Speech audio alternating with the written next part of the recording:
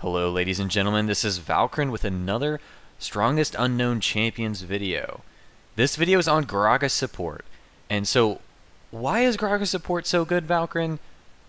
After the rework, I was a little bit skeptical in Gragas' positioning. I thought for sure he wouldn't be a good mid laner anymore, and maybe his position would be top lane. But after some dabbling and after some tests, I was like, damn, Gragas has a really good CC kit. Why not try him in the role of support? And sure enough, Gragas is a phenomenal support. You have everything that you need to perform your duties as a support. Engage, disengage, you're incredibly tanky, you're mobile. Talk to a lot of players in high elo as well that agree with the situation that Gragas is going to rise in popularity very soon due to the buffs that he's going to get in patch 4.6. Currently in patch 4.5, which is this video is being made just before patch 4.6 is being launched, I can say without a doubt that Gragas is one of the best supports right now. With the buffs he's receiving in patch 4.6, he's going to be really good. And so in the next part of the video, I'm going to go more into detail on Gragas support. So let's get into the nitty-gritty of Gragas support. We'll start with runes, move into masteries, then into items, and then the thought processes behind Gragas. Starting with the runes, as you can see, I'm prioritizing health on Gragas, and I'll explain exactly why. Gragas' W gives a percentage-based damage reduction to Gragas, making it more effective to get health on Gragas, as well as the fact that Gragas' passive gives health restore based on your maximum HP on ability use. So it just makes getting health really, really important through runes, masteries, and items.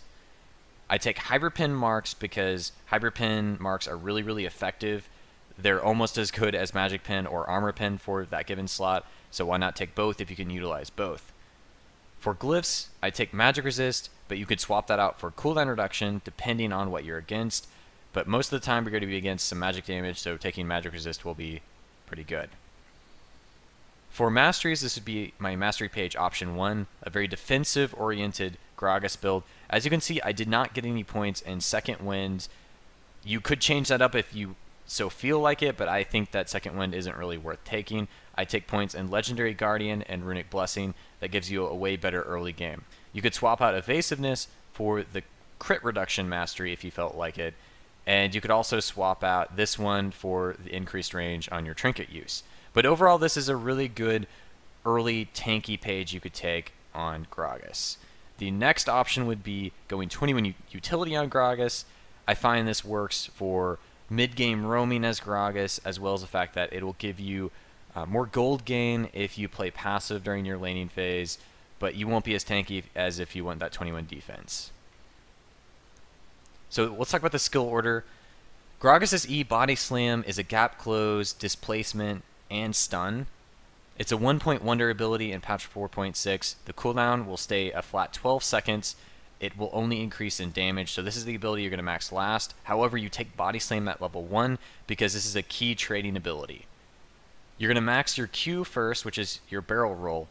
When you skill it up, it increases the slow on it, and it also increases the damage. The longer you keep your barrel roll out, it builds up more damage on it and slow, and when you finally use it again, if it targets under that area, it'll take increased damage or slow duration. At level 3, you want to put a point in Drunken Rage. This is one of your trading abilities. It also makes you tankier. You're going to max your Drunken Rage second after your barrel roll, and it's also still a really good really good ability to have.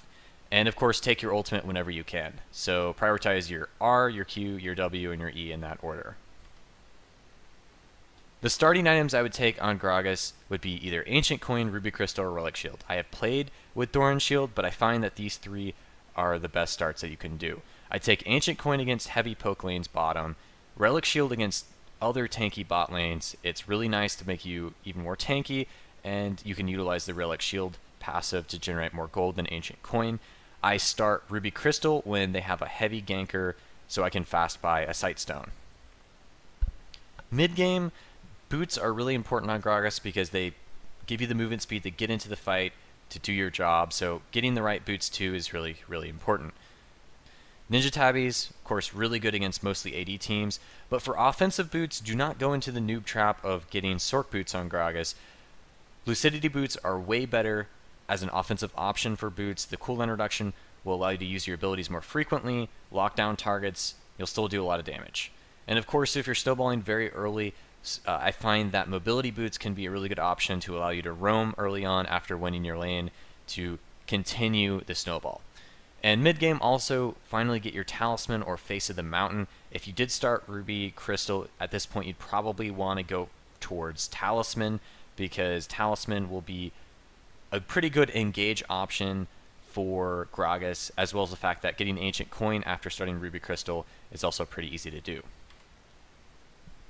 So a late game build path on Gragas has a lot of opportunities to deviate in different directions.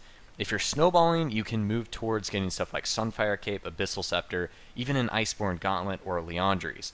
All of those you'll find success with. You can change it out according to what you need. If they have a lot of magic damage, Abyssal Scepter might be a good choice and whatnot. Randuin's the best armor item you can get on Gragas. These are some really good choices that you can take on Gragas support. And I kind of ran out of time in this video, guys.